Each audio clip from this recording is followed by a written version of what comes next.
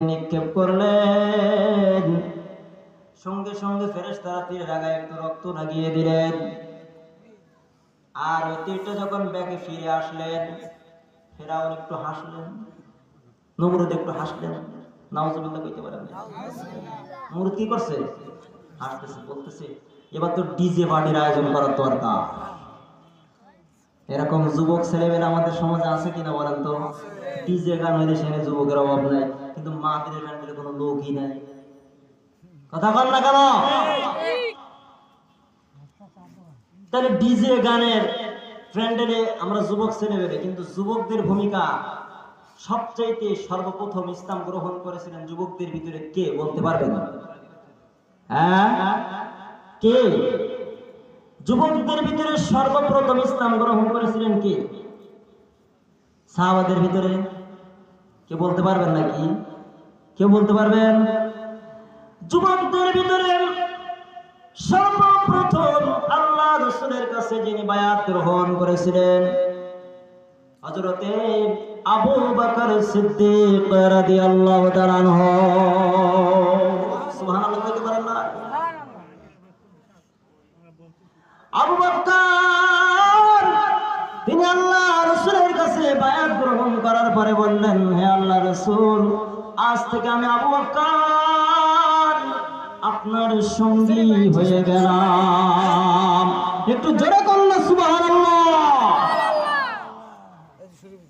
আজকের থেকে আমি কি হয়ে গেলাম?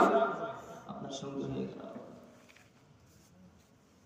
হুজুর সাল্লাল্লাহু আলাইহি ওয়াসাল্লাম যখন মেরাজ থেকে আসছিলেন, সর্বপ্রথম হযরত আবু বকরের কাছে এই ঘটনাটি বর্ণনা করেছিলেন। মসজিদে নববীতে পিঠ টেক লাগায় আল্লাহ রাসূল বলতেছে, আবু বকর রে, তোমার কাছে আমি মেরাজের ঘটনাগুলো বললাম। আমি এই যে মসজিদে আকসা থেকে একদম আরশে আজিম পর্যন্ত চলে গেলাম, বাইতুল মাকদাস ভ্রমণ করলাম, ফেরেশতাদের সঙ্গে সাক্ষাৎ হলো, জান্নাত জাহান্নাম দেখলাম। আবার আমি ফেরেশতাদের ইমামতি করলাম, সমস্ত নবীর উম্মতদের ইমামতি করলাম। সুবহানাল্লাহ।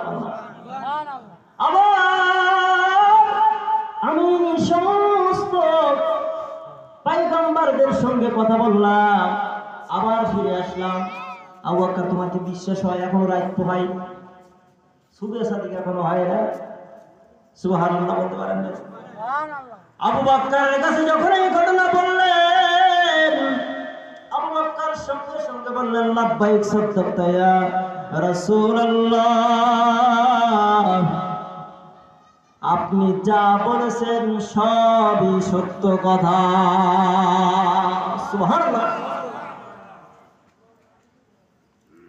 তাহলে আল্লাহ রাসূল সাল্লাল্লাহু আলাইহি ওয়াসাল্লামের কথা সর্বপ্রথম মেনে নিলেন কে? হযরত আবু বকর রাদিয়াল্লাহু। তখন তার নাম সিদ্দিক হয় নাই। তখন তার নাম কি হয় নাই?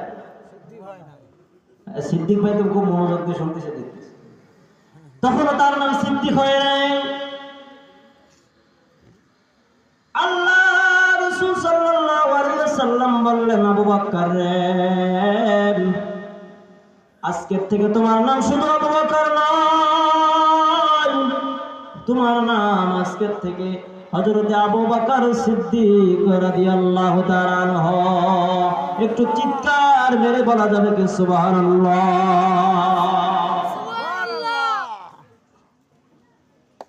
তাহলে আল্লাহ রাসূল যেটা বলতেন সঙ্গে সঙ্গে সাহাবারা সেটা মেনে নিতেন। সুবহানাল্লাহ। ইমানদারের কাজ তো এটাই হবে, যখন সে ইমানের দাওয়াত পাইবে সঙ্গে সঙ্গে সে মনে প্রাণে বিশ্বাস করে নেবে। ঠিক কিনা বলেন? ঠিক। নমরুদের মনের আশা পূরণ করে দিলেন কে? এবার নমরুদ খোদাই দাবি করে বসলো, আনা রাব্বুকুমুল আলা, আমি বড় রব, যেহেতু আমি আল্লাহরে মাইরে ফেলছি। নাউজুবিল্লাহ কইতে পারেন না? এত বড় ব্যাককল কি পৃথিবীতে আর আছে বলেন তো? আছে? আল্লাহ